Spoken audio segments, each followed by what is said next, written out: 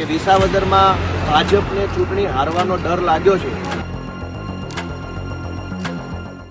આજરોજ આમ આદમી પાર્ટીના માનનીય પ્રદેશ મહામંત્રી મનોજભાઈ સોરઠિયા, કાર્યકારી પ્રમુખ કૈલાસભાઈ ગઢવી અને કાર્યકારી પ્રમુખ જેલબેન વસરા બધા સાથે મળી અમે અહીંયા ભારતના ચૂંટણી પંચમાં રજૂઆત કરવા માટે આવ્યા હતા।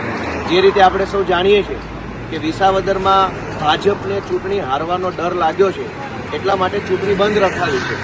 તો એ ચૂંટણી પંચ ઉપર ભાજપ આવું ખોટી રીતનું દબાણ કરે, ચૂંટણી પંચને પણ દબાવી અને ચૂંટણીઓ બંધ રખાવે, એ તો લોકશાહી વિરુદ્ધનું કૃત્ય ગણાય। તો અમે આમ આદમી પાર્ટી તરફથી સૌથી પહેલાં ગુજરાતના ચૂંટણી કમિશનરને રજૂઆત કરેલી, એક વખત રજૂઆત કરી, જવાબ ન મળ્યો, બીજી વાર રજૂઆત કરી, જવાબ ન મળ્યો। ત્યાર પછી ભારતના ચૂંટણી કમિશનરને પણ અમે અહીંયા રજૂઆત કરેલી અને આજે અમને મળવા માટે આવ્યા હતા।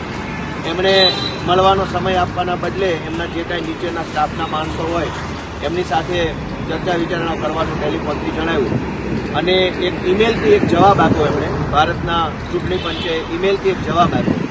આ જવાબમાં એમણે એવું લખ્યું છે કે ભાઈ હર્ષદ રીબડિયાએ જે કાંઈ કોર્ટમાં પિટિશન કરી છે એના કારણે વિસાવદરની ચૂંટણી નથી થતી, પરંતુ અમે જ્યારે એવો પ્રશ્ન કર્યો કે હિમાચલ પ્રદેશમાં પણ કોર્ટની પિટિશનો થયેલી છે, 6 ધારાસભ્યોએ સુપ્રીમ કોર્ટમાં પિટિશન કરેલી છે, હિમાચલમાં પણ કોર્ટ કાર્યવાહી પેન્ડિંગ છે, તેમ છતાં હિમાચલમાં કેમ ચૂંટણી આવી ગઈ અને ગુજરાતમાં શા માટે બાના કાઢવામાં આવે છે?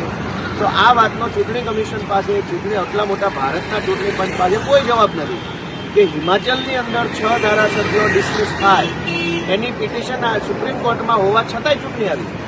ગુજરાતમાં કોઈ સસ્પેન્ડ થયું નથી, રાજીનામું આપવાના કારણે જગ્યા ખાલી પડી છે, આમ છતાંય ચૂંટણી નથી કરતા। એટલે ભારતના ચૂંટણી પંચ પાસે પણ યોગ્ય જવાબ નથી કે શા માટે વિસાવદરની ચૂંટણી નથી આવતી। અમે આમ આદમી પાર્ટીએ નક્કી કર્યું છે કે જે કાંઈ કાયદાકીય કાર્યવાહી કરવાની થાય એ તમામ કાયદાકીય કાર્યવાહી કરીને પણ વિસાવદરની અંદર લોકોને જનપ્રતિનિધિત્વ મળે, લોકશાહી ઢબે ચૂંટણી યોજાય અને લોકોને એનો હક મળે, એ માટે અમે લડતા રહીશું। આવનારા દિવસોમાં ગુજરાત હાઈકોર્ટ કે સુપ્રીમ કોર્ટ જ્યાં કંઈ જવાનું થાય એ બાબતની કાર્યવાહી પણ અમે કરશું। જય હિન્દ।